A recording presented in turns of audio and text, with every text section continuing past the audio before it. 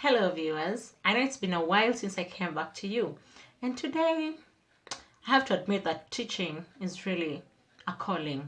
I really miss my students, but I'm happy to come to you live in your living rooms and also discuss something small with you which you might have forgotten. So today I'm going to remind you, or rather I'm going to teach about how to write a newspaper article. We have different articles, we have magazine, we have website, we have all sort of magazines, but today I'm going to focus on how to write a newspaper article. As you know, newspaper article has some common features. One most common feature about a newspaper article is the headline. A newspaper article must have a headline. Now this headline normally has to be very bold. That's what we also call a bold title when you're talking about an article. Most of you call it, I know most of you are used to bold headings or bold title, but also you can talk about headline or bold headline or bold title, whichever makes you comfortable. The second feature is a byline and a date. Now a byline is the name of the author of the newspaper. It's rather the name of the person writing the article in the newspaper. Now under this, you write the name of the person who wrote, not the editor, but the person who wrote this article and the date that this article was written or published. Number three, we have the place line. Now I know that is new maybe to most of you, but a place line is the name of the place where you are reporting from. Because when something happens, for example, if you talk about it is in Kenya or in Uganda, maybe you would want to specify a town, a city, or the specific place where it happened. So normally it is written in capital letters at the beginning of the article, after the bold title and the byline. Or I can say it is part of the lead. It is like the introductory part of the lead, where you write the name, where you write the name and then the name of the place that you are reporting from, and then you continue with the article, just to make sure that your readers know where exactly what you're reporting happened. The next, then, it is the lead. I'm sure I have mentioned it already, but let's look at the lead. What is a lead?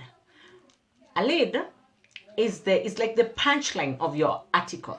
When I talk about the punchline of your article, I'm talking about the first statements you make about the article.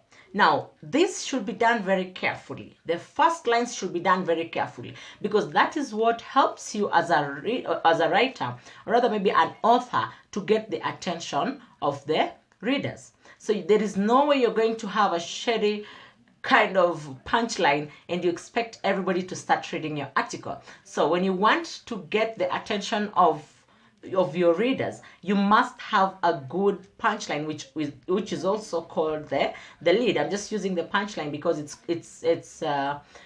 familiar with most of the people here. So why do I insist on the punchline? Why do I insist on the lead? I insist on the lead because it plays the most vital role. The first one is to catch the attention and the interest of the reader and maintain the interest, maintain your reader's interest, so that the reader goes up to the last word that you're going to, reads up to the last word that you're going to write. So when you talk about having a good lead, you're talking about getting the attention of all your readers and holding it. Now, two, why is a lead important? A lead is also important because that introduces the topic. So the way you're going to introduce your topic really matters. Because if you're going to introduce a topic by just being random and sometimes not thinking carefully through the topic, you're not sure about the topic, you're not sure what you want to talk about, what happens normally is you may get lost. And it happens to all of us sometimes, happens to most people.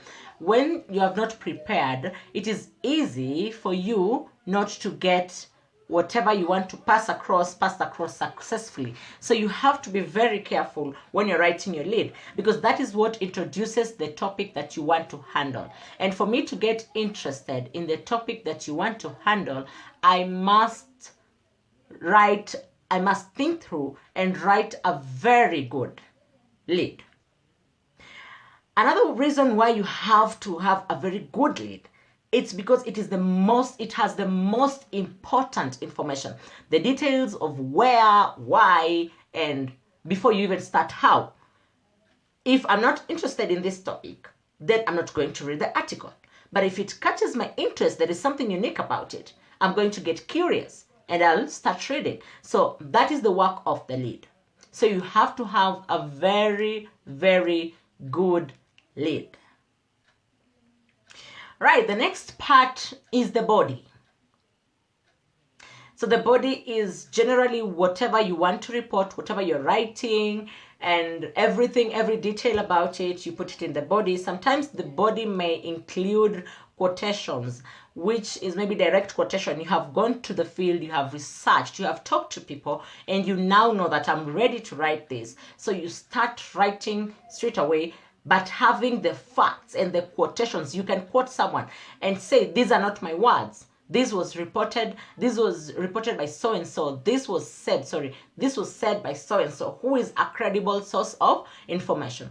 Quotations are very good in an article because they make the article very persuasive. And so it is easy for you to get someone to believe whatever you're saying if you also put in the quotations. And maybe you can cite credible sources of information. You can talk about people that are known. You can talk about historical facts to relate on the current situation that you are addressing. But I want you to know that having quotations in your article is super creative, because it makes it more believable. It makes it more original. It makes it persuasive, as I said earlier. So we will have the quotations in the body, and then you will conclude. Make sure that you stick to the topic.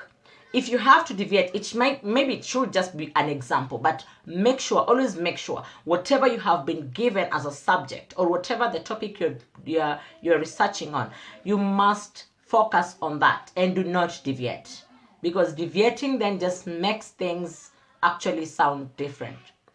When I come back, I'll be reading you an article from Uganda, our neighbor country. So I hope you enjoy. Prepare as I take a glass of water. See you in a few. I'm going to start reading to you the article that I extracted from www.newsacademic.com. It is about a Ugandan president re-elect, actually is the topic.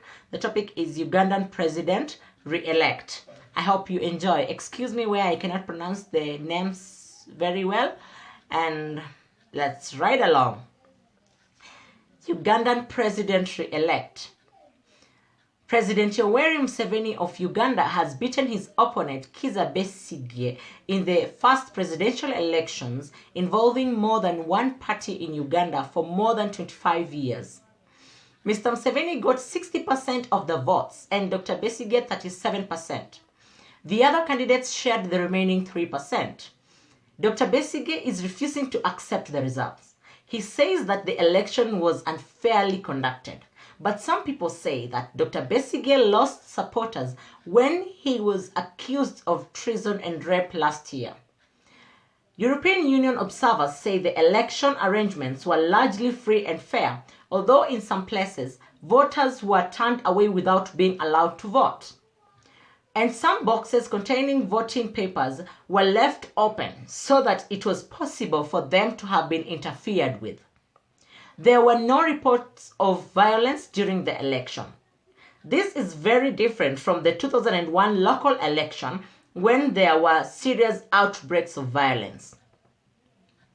As well as choosing between 5 presidential candidates, the 10.4 million Ugandan voters have elected 284 new members of parliament.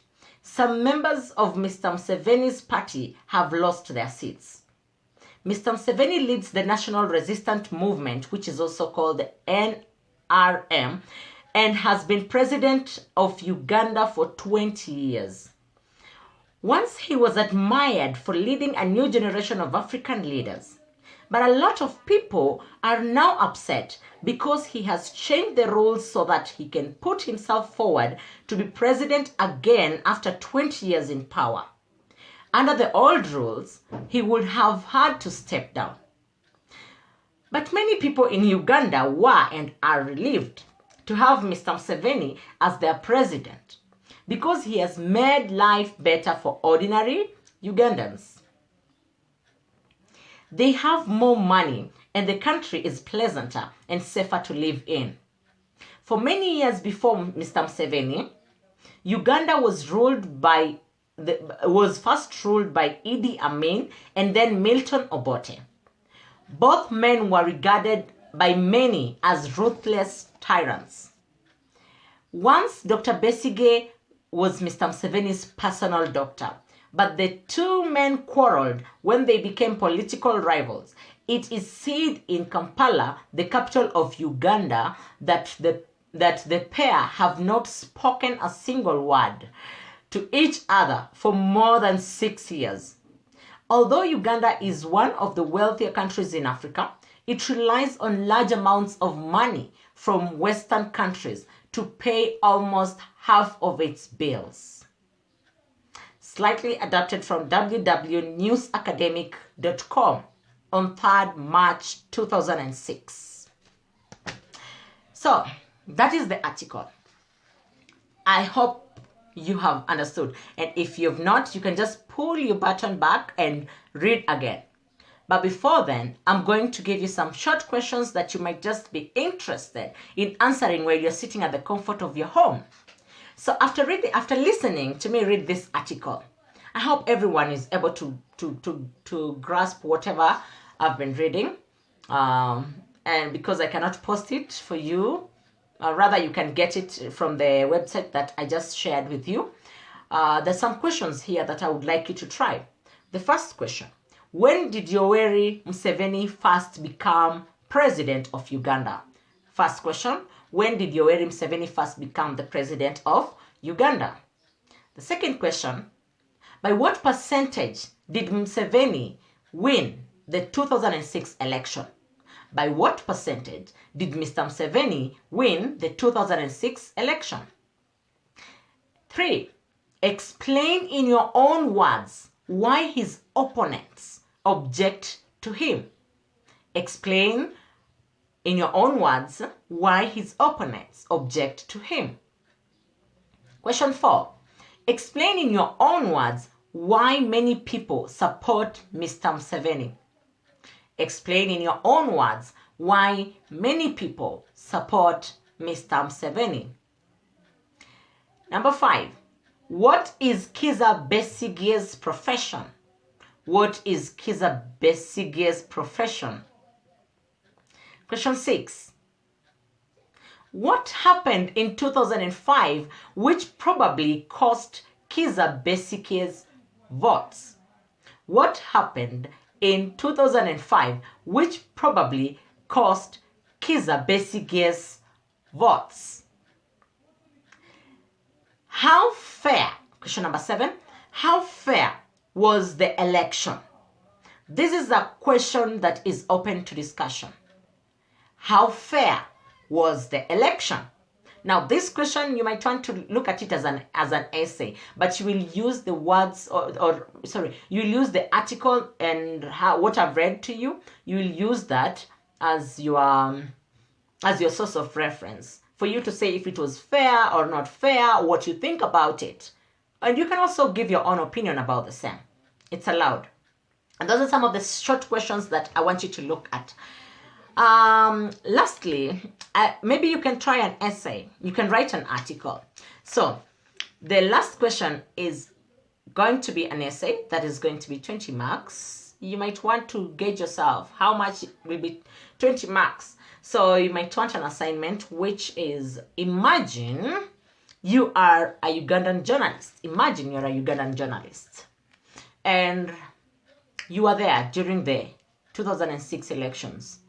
Write a newspaper article for a popular newspaper in Uganda. Write an article about the elections.